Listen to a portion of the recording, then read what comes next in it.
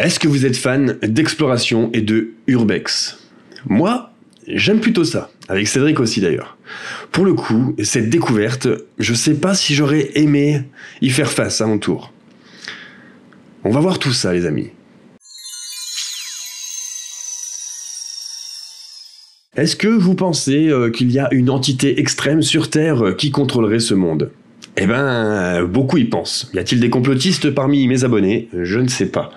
En tout cas, pour le coup, c'est bien un temple franc-maçon qui aurait été découvert par 3 youtubeurs. Truc de dingue. Alors c'est un article de BFM TV. Et des youtubeurs tombent sur un ancien temple franc-maçon et retrouvent des ossements. Alors, c'est Adrien Urbex et Joe Urbex. Le troisième, j'ai pas réussi à trouver. En tout cas, je vous mettrai les liens en description de leur chaîne.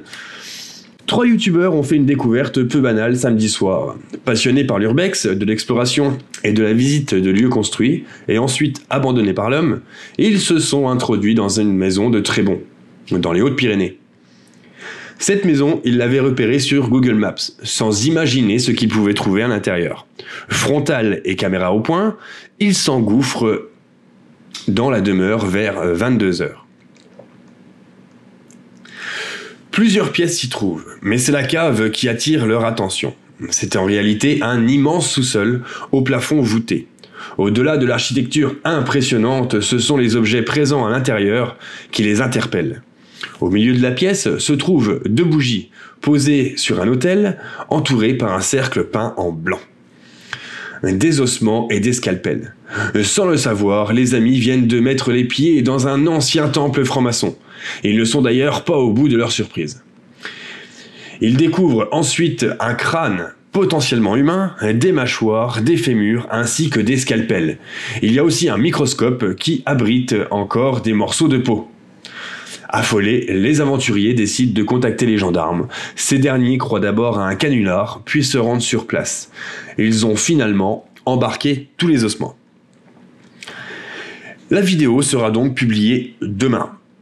Contacté par la Dépêche du Midi, le parquet de Tarbes confirme la découverte d'ossements. Mais le vice-procureur appelle à la prudence. Pour l'heure, rien n'indique que ces ossements sont humains. Des analyses sont en cours pour vérifier ce point. D'après nos confrères, l'ancien propriétaire décédé il y a 3 mois faisait bien partie de la maçonnerie. Les 3 visiteurs ont promis, eux, de publier la vidéo de cette exploration dimanche. Vous aurez donc les liens en description de leur chaîne. Et on va regarder du coup un peu quelques images. Donc ça c'est sur la chaîne Le Parisien. Ils ont déjà vu quelques images et franchement c'est juste dingue. Hein. Vous avez vu même dans le château, il y a, ça fait une étoile satanique en bois. C'est un truc de dingue. Je sais pas si vous aurez le son. Je crois pas que vous avez le son. Il me semble pas. Et en tout cas, c'est une découverte de dingue, je trouve. Franchement, c'est incroyable, quoi. C'est incroyable. Vous avez dû être plusieurs, du coup, à commenter cet article, car j'avais trouvé ça sur Facebook. On va donc aller jeter un coup d'œil.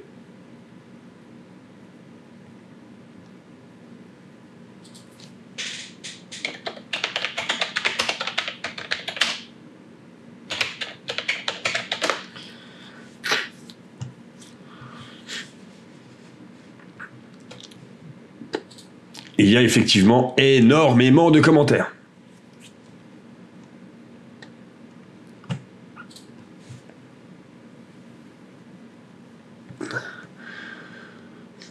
Eh ben, il y a Adrien Urbex qui a commenté du coup cet article sur Facebook. Nous avons réellement vécu une découverte à couper le souffle. C'était aussi fascinant qu'effrayant. Il y avait énormément de choses insolites de partout, à commencer par le lieu en lui-même. Imaginez-vous une ruine entourée d'arbres en pleine forêt, avec juste un petit sentier couvert de lierre pour parvenir jusqu'au premier passage. Un lieu ouvert aux 4 vents, sans aucun panneau ni barrière. Aucune indication aux allures mystiques. N'importe qui aurait pu tomber dessus. En plus de 20 ans d'abandon, les squelettes, 3, étaient éparpillés au sol, dans une grande salle complètement ravagée. Il est même étonnant que personne ne les ait remarqués avant nous. C'était mémorable et choquant. Quand le Parisien devient conspirationniste, c'est la meilleure. Les commentaires sont gold. Tout ça pour quelques restes pas encore datés trouvés dans la maison d'un franc-maçon, médecin mort à 90 piges. Pour info, ce n'est pas au château de Trébon. Il ne reste rien de ce château, quartier de Cérizeau. Cette macabre découverte a eu lieu dans une majestueuse maison dont la construction a commencé en 1970. Pourquoi faire un article vu qu'il n'y aura pas de suite sur ces affaires-là ? Les francs-maçons ont jamais été une secte. Il n'y a pas besoin d'être des bourgeois pour en faire partie. J'ai une de mes amies qui est aide-soignante et en fait partie. Mon père, comptable, aussi est franc-maçon. Quand nous sommes arrivés rapatriés du Maroc, les francs-maçons nous ont beaucoup aidés. L'héritière de ce lieu tient bien à signaler toute personne qui entrera dans sa propriété, qu'elle a abandonnée depuis des années sans son accord. Visiblement, ça ne plaît pas à tout le monde. Ce que j'adore, c'est que, comme l'article est payant, on n'en a que la moitié. Et j'imagine déjà les gros titres qu'on pourra lire un jour. La macabre découverte dans une fac de médecine abandonnée. Et peut-être qu'on lira des commentaires du style « Je savais que les futurs médecins pratiquaient des sacrifices humains ». Lol, genre, c'est mystérieux, on connaît les rites des francs-maçons, c'est surtout la partie ésotérique qu'il faut voir. Je dis ça, je ne dis rien. Dans pas longtemps, ils diront qu'en fin de compte, c'était un temple celte, grand adepte des sacrifices soi-disant. Oui, reste le sacrifice, rien de nouveau.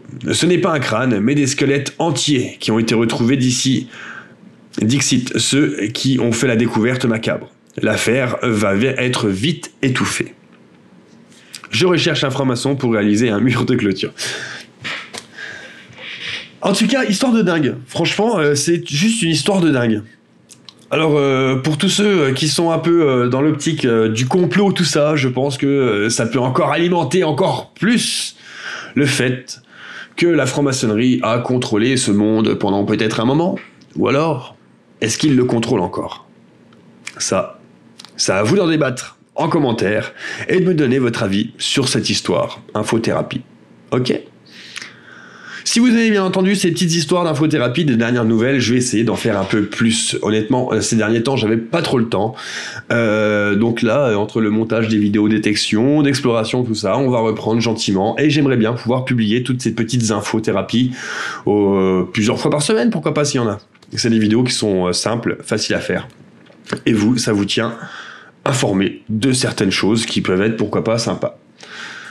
Sur ce, prenez soin de vous. N'hésitez pas, bien sûr, à vous abonner et à liker cette vidéo si elle vous a plu. Prenez soin de vous. Bisous.